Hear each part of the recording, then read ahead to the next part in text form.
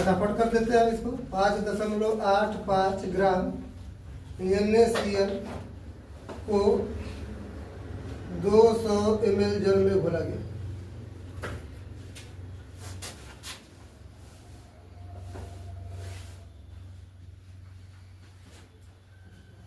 मोलरता ज्ञात करना है हमको। मोलरता पूछ रहा है, बिलियन की मोलरता है।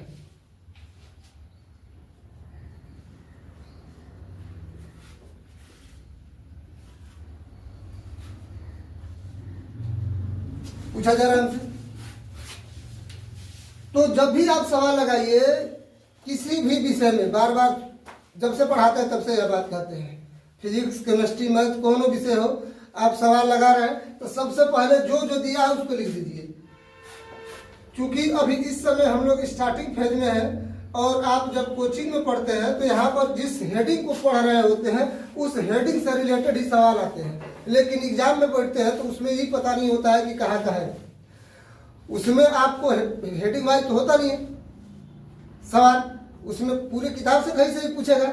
और कोचिंग सेंटर में जो सवाल बताया जाता है तो जो टॉपिक पढ़ाया जाता है उससे रिलेटेड सवाल बताया जाता है, तो यहाँ आसान रहता है, लेकिन परीक्षा में मुश्किल हो जाता है। तो जब सिस्टम से करेंगे तो वहाँ पर भी मुश्किल नहीं होगा।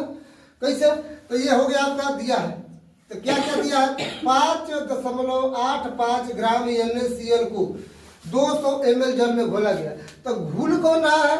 NaCl। NaCl को घोला जा रहा है तो ये हो गया आपका NaCl घुल रहा है, मतलब क्या हो गया? विलेय। अब विलेय कौन चीज है? तो NaCl, जो लेके नमक कहते हैं कि सबको याद होगा। तो NaCl का भार, इसका भार हो गया आपका 5.85 ग्राम। फिर हम विलेय NaCl का अणुभार निकाल लेते हैं। तो अणुभार इसका निकालेंगे तो Na का होता है सोडियम का 23, क्लोरीन का होता है 35.5, जोड़ेंगे तो आ जाएगा 58। ठीक है। अब हमको ये ml में दिया है तो बिलियन का आयतन,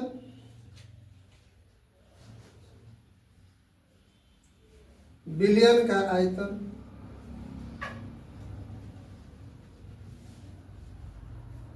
बिलियन का आयतन आपका दिया है 200 ml। तो हम इसको ml में ही रहने देते हैं अभी।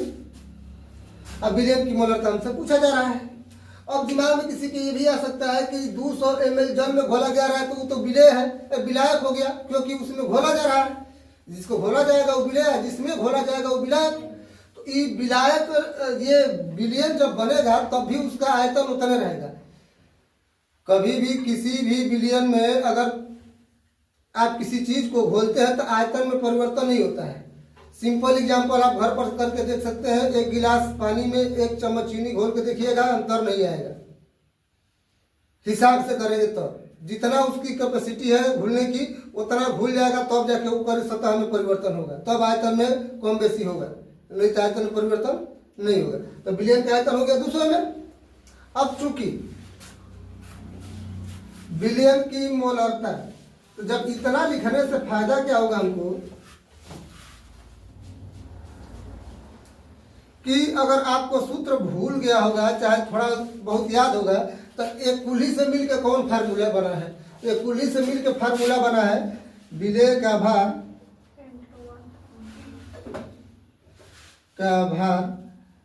गुणे 1000 बटे विलेय का अणुभार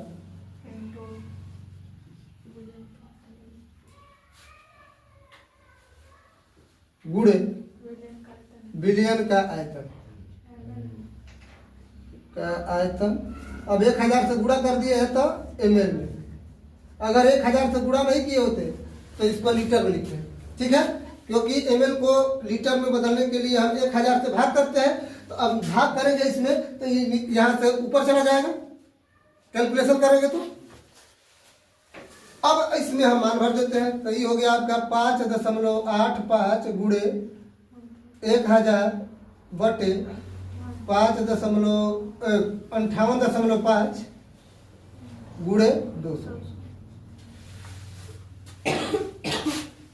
तो जब इसको सॉल्व करेंगे तो बात आप लोगों को पहले भी बताए जौने से समस्या हो समस्या खत्म कीजिए। कोनो दिक्कत हो आपके साथ, पहले आप उस दिक्कत का सलूशन खोजिए। तो यहाँ पर हमको समस्या होती है, अधिकतर बच्चे जितने भी हैं दशमलव के कारण। पहला समस्या होता है दशमलव के कारण। तो जौने से समस्या हो पहले होके गायब करो, कैलकुलेशन मत करो। तो हमें 2 अंक पर दशमलव है, हमें 0 है। अगर 0 नहीं होता तो फिर आगे दूसरा प्लान करते, लेकिन जो सवाल में दिया उसके हिसाब से तो 2 अंक पर दशमलव है, तो इसका मतलब कि 2 का 0 गायब कर देंगे। क्या है कि अगर मान लीजिए 5.85 है तो एक का दशमलव गायब करना है, तो इसमें 100 से गुणा करेंगे तब गायब होगा। क्योंकि जब 100 से गुणा करेंगे तो ये हो जाएगा 5, 8, 5, 2 का 0 और दशमलव लग जाएगा ये 2 अंक पर, तो ये दशमलव गायब हो जाएगा। तो दशमलव गायब हो जाएगा तो को 0 लगा, 2 का 0। तो इस हिसाब से आप 2 का 0 खत्म कर देंगे तो ये हो जाएगा 585 गुणे 10 हो जाएगा। और नीचे वाले में 1 अंक पर है तो 1 0 गायब कीजिए, तो ये हो गया 585 गुणे 20। तो ये दोनों कट गया सेम सेम, 0 से 0 कट गया। अब आ गया 1/2, भाग नहीं जाएगा, दशमलव लगाएंगे, 2 बचे 10। फट से कैलकुलेशन हो गया। यही कैलकुलेशन भी कई लोग मिस्टेक किए हैं। यह कैलकुलेशन अब जिनका मिस्टेक हो जानते होंगे। और मात्रा किसका का हो गया, मोल प्रति लीटर। मोल प्रति लीटर का है क्योंकि विलयन की मोलरता का फार्मूला होता है मोलों की संख्या बटे आयतन लीटर में। मोलों की संख्या बटे आयतन लीटर में। तो मोलों की संख्या का मात्रक मोल, आयतन का मात्रक लीटर, तो मोल प्रति लीटर। ठीक है। एक और सवाल हम दिए थे, क्या था सवाल? 9 ग्राम ग्लूकोज को 100 ग्राम जल में घोला गया। ठीक है, यह कर लेंगे। 9 ग्राम ग्लूकोज को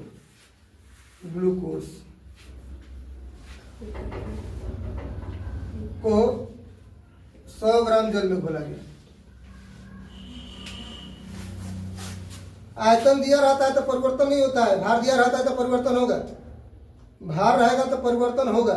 कहा से कि भारे बढ़ाया जा रहा है, तब जब भारे बढ़ाया जा रहा है तो परिवर्तन होगा करेगा। और आयतन है तो आयतन बढ़ाया जाएगा तो आयतन में परिवर्तन होगा। बात समझ आ रही है ना? जैसे आयतन का मतलब क्या है, जैसे मान लीजिए कि 100 ml आयतन है कोनो, 100 ml पानी में 1 चम्मच चीनी घोल दिए, मात्रा में परिवर्तन होगा। जैसे अगर मान लीजिए 1 लीटर हम कर लेते हैं, 1 लीटर ले लेते हैं, उन्हें चम्मच से घोल दिए 2-4 चम्मच चीनी, तो पनिया जो है कि 1 लीटर रहेगा नापेंगे तो। ऐसे कि जब आयतन के रूप में रहता है तो उसके अणुओं के बीच में जगह रहती है। कई बार बता चुके हैं इस चीज को। जगह रहता है तो जो खनिका जगह है वही में जाकर नमकवा चाहे चीनी जो घोलेंगे वो में जाकर एडजस्ट हो जाता है। अब द्रव्यमान में क्या है, जब द्रव्यमान उसका जैसे हम मान लीजिए कि 100 ग्राम चीनी लिए, हम उसको ग्राम में चीनी बढ़ा रहे हैं, द्रव्यमान बढ़ा रहे हैं। तो 100 ग्राम है तो मान लीजिए जाहिर सी बात है कि 100 ग्राम है, आप 5 ग्राम और बढ़ा दीजिए 105 ग्राम हो जाएगा।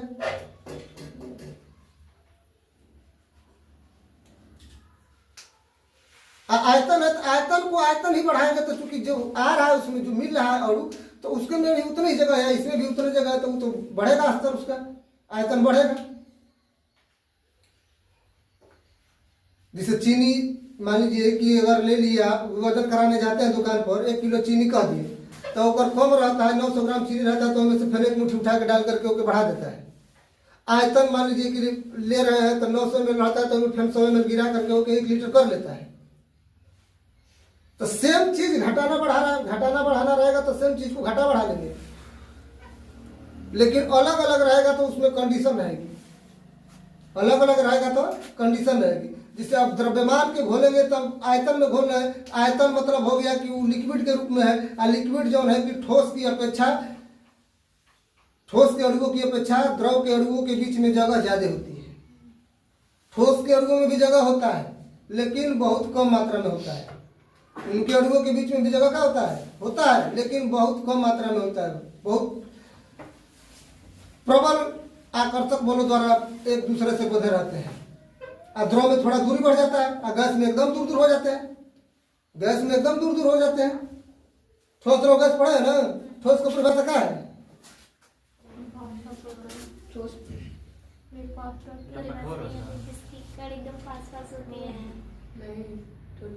ठोस का सीधा परिभाषा, जैसे आप देखो क्या गड़बड़ी हो जाता है, हम लोग हर चीज खूब साइंस सोचने लगते हैं।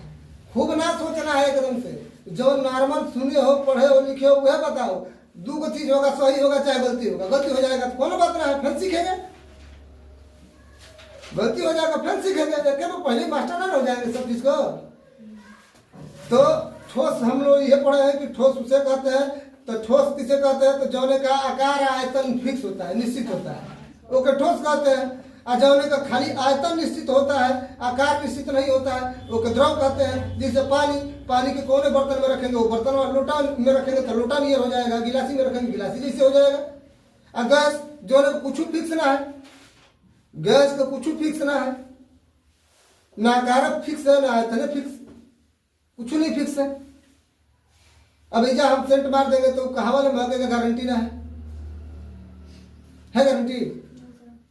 तो ये चीज नॉर्मल परिभाषा है।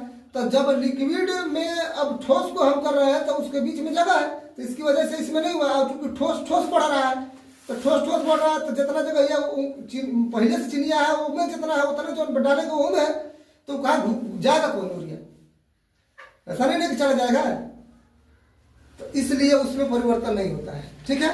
तो ये हो गया। अब 6 ग्राम ग्लूकोज को 100 ग्राम जल में हम घोल रहे हैं, तो 6 ग्राम ग्लूकोज विलेय क्या आ जाएगा इसमें, विलेय कौन सी है, ग्लूकोज, विलेय का है ग्लूकोज।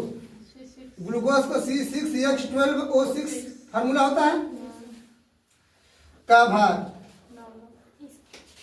9 ग्राम। तुरंत इसका हम अणुभार निकाल लेते हैं। अणुभार कितना हो गया, इसका 180 आता है, जोड़ेंगे तो आ जाएगा 180। कैसे, मान लीजिए कई लोग कहना आएगा तो 12 छक्के 72, एगो कार्बन का 12 होता है तो 6 को 72 पढ़ा जाएगा ना सबके। 12 में पढ़ते हैं, 12 को पढ़ा याद रहे तो गड़बड़ है। हाँ, और कौन को भले ना याद रहे, 12 का जरूर याद होना चाहिए। तो 12 छक्के 72, हाइड्रोजन का होता है 1 और 12 को है तो 12। ये ऑक्सीजन का होता है 16, 6 को है तो 16 छक्के 96। जोड़ लीजिए, 6 2 8 2 10 और 7 1 8, 8 और 9 17, हासिलवा है 18, ठीक है। 180 हो गया। पता चला ना कैसे जोड़ में गलती ना लगी कोनो तो ये हो गया। अब इसके बाद से इसमें विलायक का भार, विलायक का भार कितना ग्राम हो गया, 100 ग्राम। अब पूछ रहा है का मोलरता पूछा जा रहा है, मोलरता, ठीक है। मोलरता हुआ गया है स्टूडेंट में। लेकिन अगर एक बात जानिए, कहीं अगर दे दिया है ना मोलरता, ठीक है, जैसे कभी कभी हो जाता है, जो लोग टाइप करते हैं मिस्टेक हो जाता है अक्षरों में। तो ये हो गया आपका विलेय का भार। मोलरता बराबर फार्मूला का है, विलेय का भार गुणे 1000 विलेय का अणुभार इंटू विलायक का भार ग्राम में, विलायक का भार ग्राम में। अब मान भर दीजिए। तो ये हो गया आपका 9 गुणे 1000 बटे 180 गुणे 100। देखो कैलकुलेट कर दो, तो 3 गो ऊपर है, 3 गो नीचे है, 2 गो है, 3 गो। अभी आ गया 9 बटे 18। तो 9 का पहाड़ा सबके याद है, 9 एकम 9 9 18, 9 3 18। तो अब इसको हम भाग करेंगे तो नहीं जाएगा, तो 0 और दशमलव लगा के 2 5 आई आ गया मोल प्रति लीटर किलोग्राम। भाई किलोग्राम नहीं था ना, तो ये हो गया इसका आंसर, ठीक है। जैसे याद रखिए मोलरता के लिए मोल प्रति लीटर, अगर मोलरता हो गया तो मोल प्रति किलोग्राम।